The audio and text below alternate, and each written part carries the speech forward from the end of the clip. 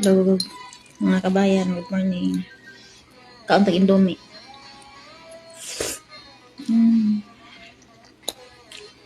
Nana pa itong mga pili mayaman diha nga. Pobre na daw kayo mi kaya tabang lati kuskus o inidoro tapos Indomie ere kinaon. Bitaw.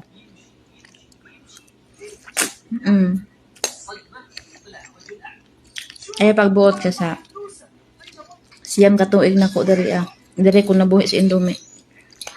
No?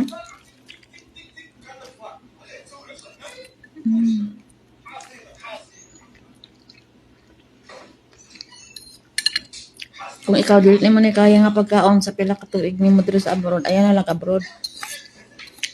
Diha na lang ka sa Pinas kay mayaman ka dira. Diba? Na lechon ra, lechon permente.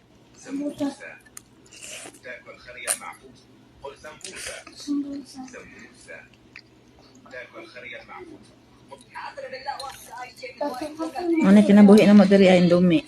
O dili itlog. No?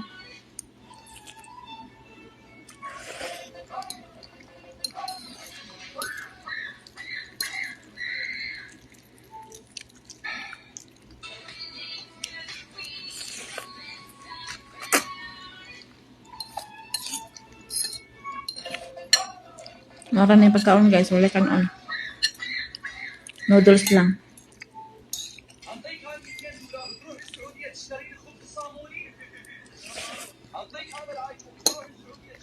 Sila nga.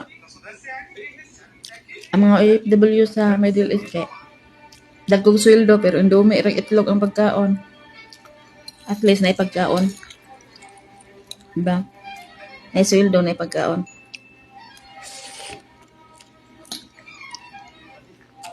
Kaysa naman naglechon-lechon dira pero balot-balot sa utang.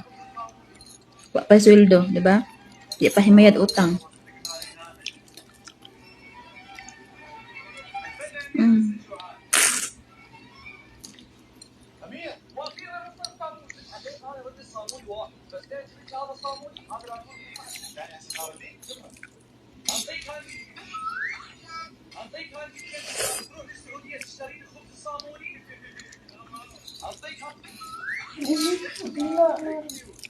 Kaon man na mag-issue ka sa mga OFW nga mao na kinaon. Anda lang ikaw naglechon-lechon lagi ka pero di man pud ka himayad utang mo inutang lechon. Di ba? Wa pa jud ka sweldo, nya masigal pangutang.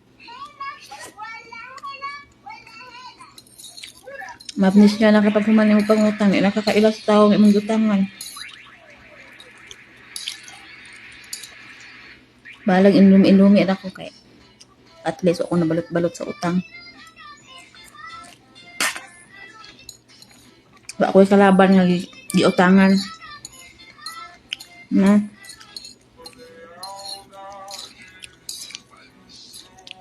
Ang kalaban ako ka namang mga toxic tao nga sige pang issue, sige pang hilabot si panira sa kuha. Muna kalaban ako ka ng mga tao kang hilabtanon sa akong kinabuhi. Pakita na ko na sa inyo ha, karon pa jud ko nga nagkaog-Indomie nga nag-ingani. Ako ni pagkaon nako, pag malaki na ko ni ako ang pagkaon diri ah. At least na bulan-bulan ni kuan sweldo. Di ba?